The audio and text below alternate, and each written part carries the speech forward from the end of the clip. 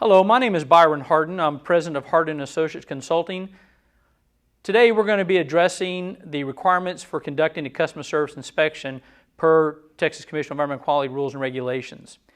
Later in this video we're going to actually go on site and conduct a live inspection so that you can see what's actually involved while conducting a residential inspection, which is what we're going to focus on in this video for today.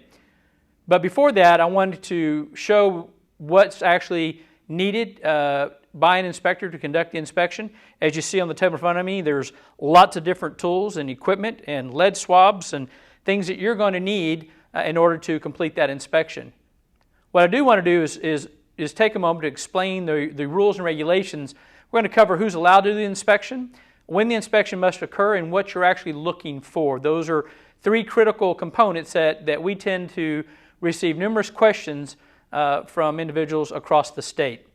First, who's actually allowed to conduct a customer service inspection? Well, there's three categories. Actual customer service inspector that's licensed by TCEQ that have taken the approved 10-hour customer service course and has successfully passed the exam. Those are eligible individuals that are eligible to take the exam. The second category are licensed plumbing inspectors that license is issued by the Texas State Board of Plumbing Examiners. They can do the inspection by right under their plumbing inspection license, but they can only inspect in the local jurisdictions in which they are employed. Key important point there. Third category are licensed plumbers who hold the WSPS endorsement. That stands for the Water Supply Protection Specialist endorsement. And then they're not allowed to inspect their own work, obviously. So those are the individuals that can conduct the CSI inspection. So the next step is, well, what is it you're actually looking for when conducting the CSI inspection? Very simple. There's only two items that are looked at. One is identifying actual cross-connection or potential for cross-connections, and two, checking for lead exceedance at the particular location on the plumbing materials being utilized at that location. So those are the two things, only two things that you are to identify when conducting the customer service inspection. We'll go over that more in detail during the on-site inspection. The slide that you're viewing right now is the current requirements for the lead inspection for this customer service inspection. As you can see, there's two definitive dates for lead content on solder as well as pipe materials. The last item I want to talk to you about is, when is the customer service inspection required? That's a question we get all the time. And simply, and again, these are all found in the TCEQ Rules and Regulations under Chapter 290.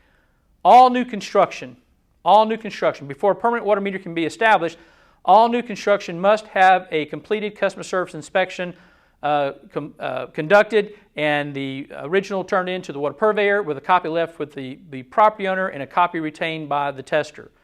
These forms can be downloaded from the TCEQ website. They have printable, fillable forms online, or you can print it and fill out a hard copy. Anytime there's been any remodeling activity that's affected the plumbing conveyance system would also require a plumbing inspection or customer service inspection. How that happens is that typically when somebody would come in and apply for a plumbing permit, that would be enough to trigger that, hey, you might want to go ahead and conduct another CSI inspection at that location because there's been plumbing alterations taking place. The third time, when the water purveyor believes that unacceptable plumbing practices may be occurring at that location. As an example, let's say you have your water conservation measures in effect. Let's say a staff person is driving down the block, there shouldn't be any watering taking place, and then they see a resident that's watering. They pull up, stop, and on the way up to the front door, they happen to notice there's a private water well sign in use. Well, that right there would be enough justification to trigger a customer service inspection to verify and validate that a private water well is not being interconnected to the potable water supply system to the irrigation. So those are the three circumstances when a customer service inspection must be completed. And again, you're looking for cross connections, potential cross connections, and or lead exceedance on the internal plumbing conveyance materials being used on the potable system. So, having said that, I want to briefly review with you. On the table here, we have lots of information. You have your meter keys, which is vital. Flashlights, you need a good sound quality flashlight so that you can clearly see. Laser pointer, vital to make sure that you can actually put the laser pointer on a pipe and run it, especially on commercial properties. This little tool right here, everybody knows what this is. Everybody refers to as a selfie stick. This is very important. This is a great tool to help you identify. You never have to go into another vault lid. This handle will extend out as long as you need it to. Put your camera on timer, lower it down to capture information on the make and model and size of the assembly you're trying to identify. Or if you're behind a crawl space or up in an attic, you want to be able to take it, same thing, be able to help you with your inspection. Great tool. Next we have is a chalk dry erase board rather for making notes. This is great to be able to put in the foreground if you're taking pictures, help document where you are, date, time, location, what you're running into. On this side here we have more of the practical hard hats. You want to make sure that you practice all of your PPE, personal protective equipment. Make sure you're utilizing that. Safety vest, hard hat, gloves, goggles, and now with the COVID-19, certainly want to make sure you have your proper mask, rubber gloves, even booties might be required, shoe coverings for that. We do have a hand pump for pumping out water. That might be in the meter can, is where you're going to start the inspection, as well as a shovel to be able to dig down if need be to identify what the service line is made out of. And yes, of course, you might need a ladder to be able to get to those hard to reach places. Lastly, you're going to need your lead swabs. 3M makes a lead swab product. This is an indicator test.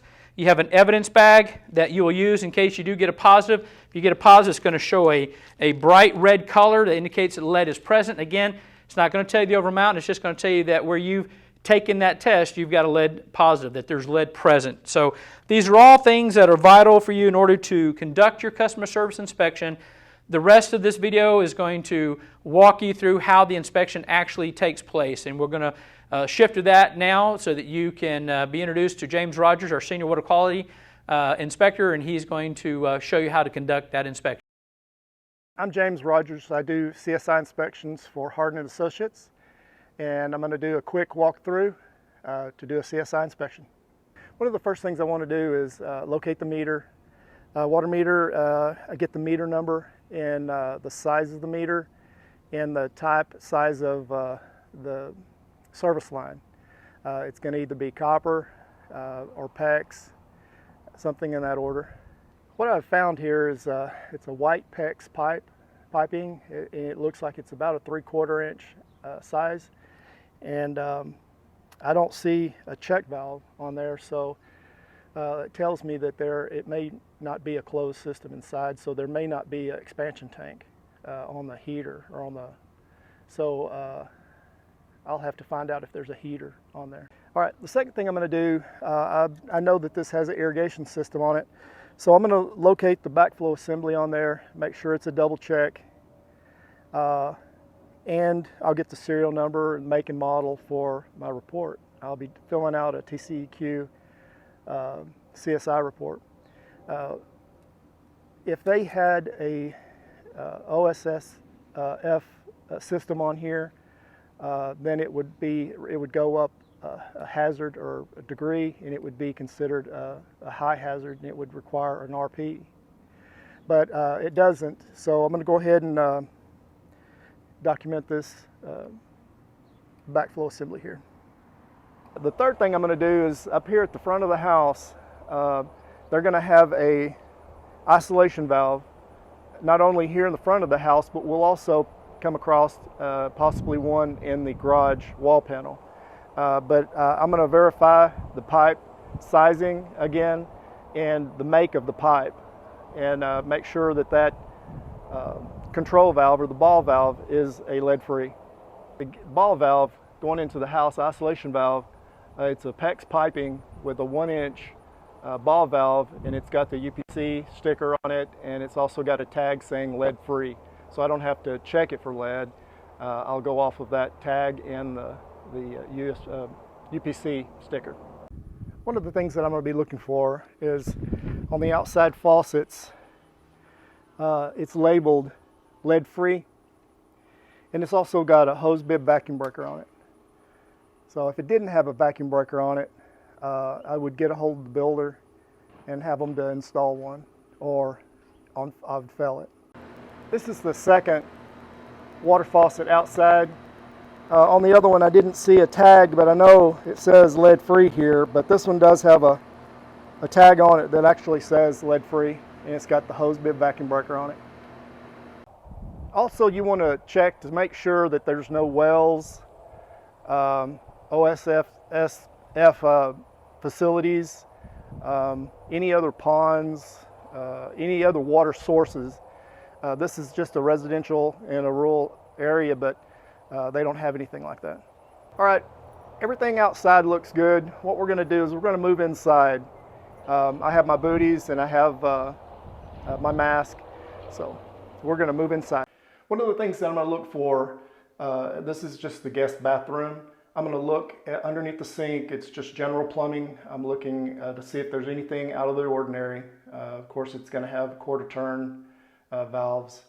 And then I'm going to look at the faucets, make the fixtures just to make sure they're lead free. I'll also look in the water closet to make sure it has an air gap on the fill and the overflow tube. Let's do that.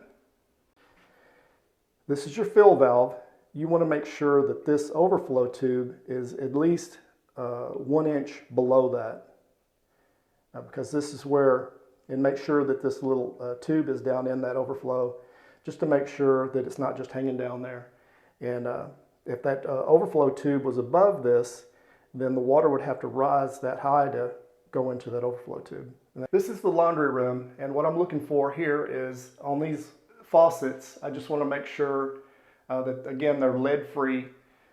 These are not required to have hose bib vacuum breakers if you're connecting it to your washer and dryer equipment. But if you're not, then of course, if you were just to connect a water hose to it, it would require to have a hose bib vacuum breaker on it. Okay, we're in the master bathroom. And again, I'm going to look at the fixtures and the general plumbing underneath. Make sure that there's not any sweat joints and so forth like that. Just general plumbing. I'll look at the shower handheld hose if there is one. If there's not, we're good. Again, I'm going to look at the water closet. Again, in the master bathroom, these are mowing. This has actually got the handles missing, but as long as everything's connected and I know what type of fixture that is, lead free, I'm okay with that. But what I'm looking for is anything that might look like it's got lead in it. I'll literally test it, check it. And if there's not a fixture here, I'll get with the builder and I may even fell it or give them an opportunity to come and put it in. So, we're here in the kitchen, and I'm going to be looking at the dishwasher air gap. I do see it that the Mullen fixtures are lead free, and if you don't find an air gap on these dishwashers, the IPC will accept a high loop on that drain line. That's acceptable in the plumbing code. This is not a plumbing inspection, this is a CSI, Customer Service Inspection. All right, this water connection here is for your ice machine water dispenser on your refrigerator. You do want to make sure that that's lead free. All right, what I'm going to do now is I'm going to check for lead at the water heater expansion tank at the sweat joint. Now, this is just an indication or indicator. It doesn't tell me how much lead, it just says the presence of lead. So what I'm going to do is I've already cleaned the sweat joint and I'm just going to check it real quick.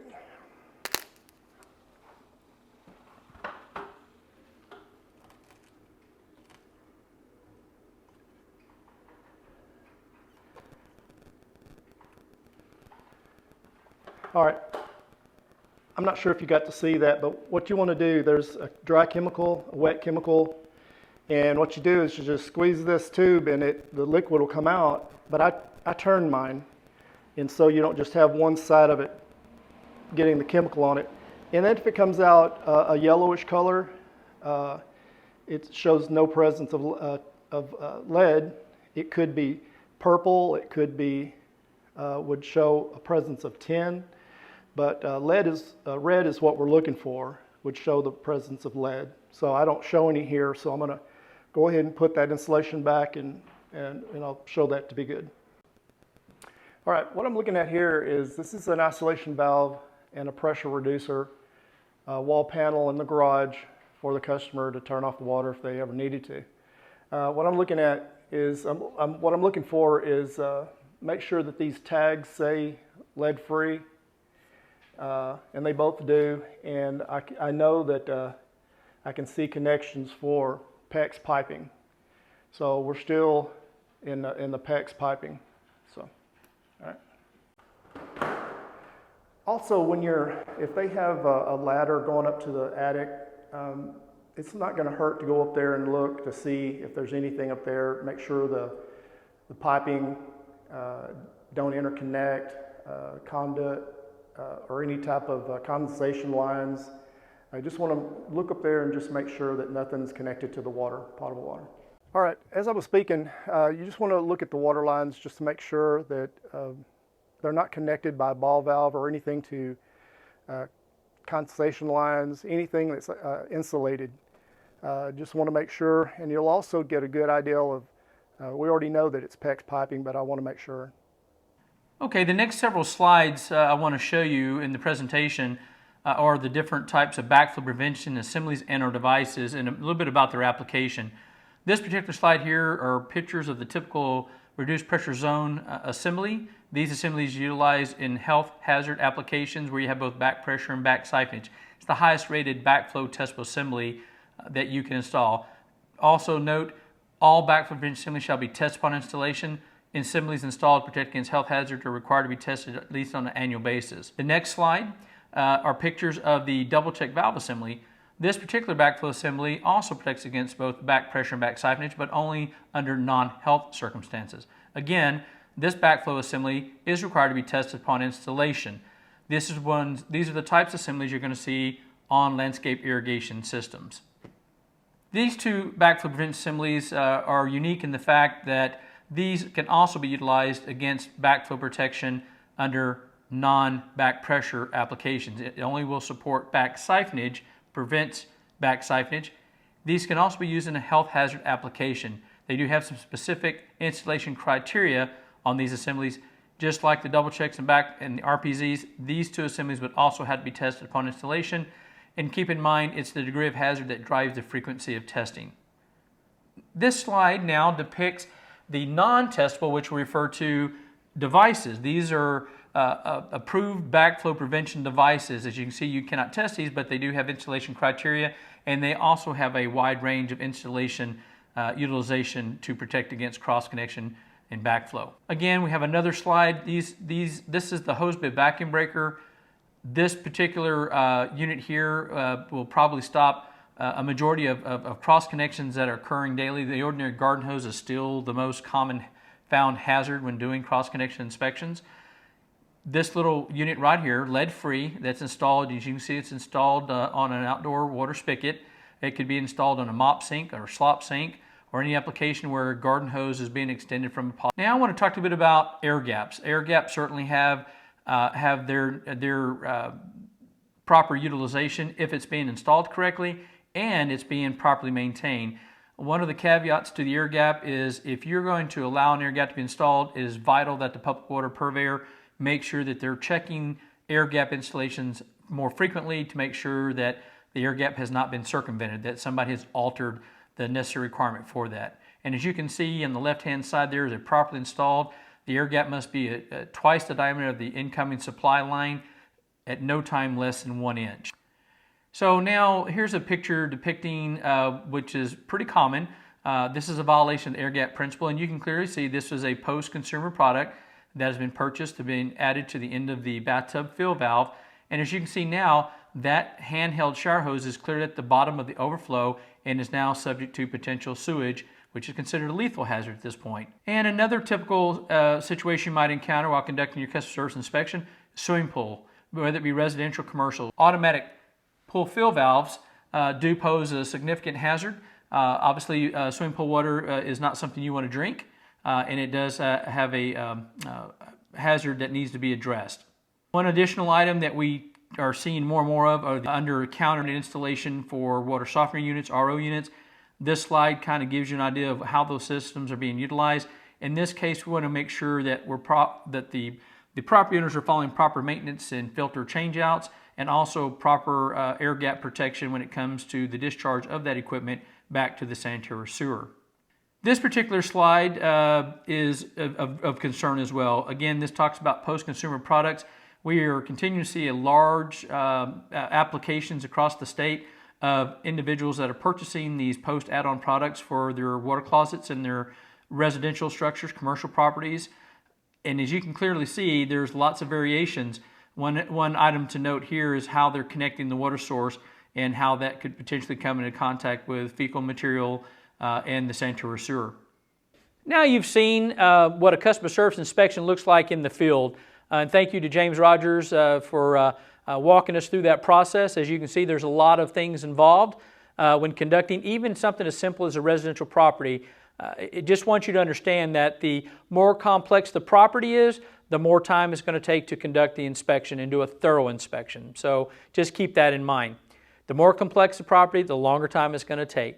What I also want to talk to you about is making sure now that the inspection is completed, you're either going to have a compliant inspection or non-compliant inspection. What's important about this is that you've properly documented any and all the non-compliant items that you observed to make sure that the local water purveyor, the water supplier, has received the information so that they have the information available to them to make the most informed decision on whether or not to provide continuous water service to that location. Critical. That CSI inspection report form must be turned into that water purveyor upon completion of that inspection. A copy left with the resident, the original goes to the water purveyor, and a copy needs to be retained by the inspector. So, now that we've kind of gone through that process with you, as you can see, lots of things are involved, a lot of tools and equipment, and a lot of experience is going to be needed. Once you have completed a customer service inspection course and you have gotten your license from TCEQ, been issued a license, you're ready to go, just want to remind you that if you don't know something, seek help. Seek help. I can't stress that enough. Don't get in over your head. You're going to run in, especially on commercial properties and larger properties. It's okay to ask for help. Matter of fact, you're never going to conduct the CSI inspection without at least calling ahead of time to schedule it, and also making sure, try to identify someone that's knowledgeable about the internal water conveyance system is there to go with you. Ask to see plans that help detail and provide a layout of the water conveyance systems, and know that you're going to be looking at multiple types of water systems. You're going to have auxiliary water systems. You can have up to 5, 6 internal conveyance systems in larger complexes, hospitals and industry, those types of facilities. Auxiliary water systems, reclaimed water systems, you're going to have gray water discharge systems. There's lots of different types of water conveyance. What's important is you being able to identify and understand what each of those systems are. What I always tell my students in class is always ask the question, is there a potable water makeup? If so, where does it begin? Especially when it goes to equipment. A lot of post-consumer products that are being bought today that don't take into account adequate backflow protection. It's too numerous to explain all the different types of things, but what you have to keep in mind is where's the potable water makeup to that going, and then evaluate what kind of backflow condition, what is your health hazard, is it a health or non-health, and then what is the appropriate level of backflow protection is needed to protect against that cross connection. So with that, I want to continue all of you to move forward with your personal goals and objectives for your learning and obtaining of your licensing to do this. Hopefully this video has been beneficial for you today to give you a better understanding of what's involved with conducting the customer service inspection. It's not an easy process, and it does take time and attention and your due diligence to make sure a thorough inspection is being completed. Remember, at the end of the day, it's all about providing safe water and protecting public health and safety. With that, I want to thank you for watching our video, and feel free to reach out to us if you have any questions. Again, my name is Byron Harden. Thank you for watching.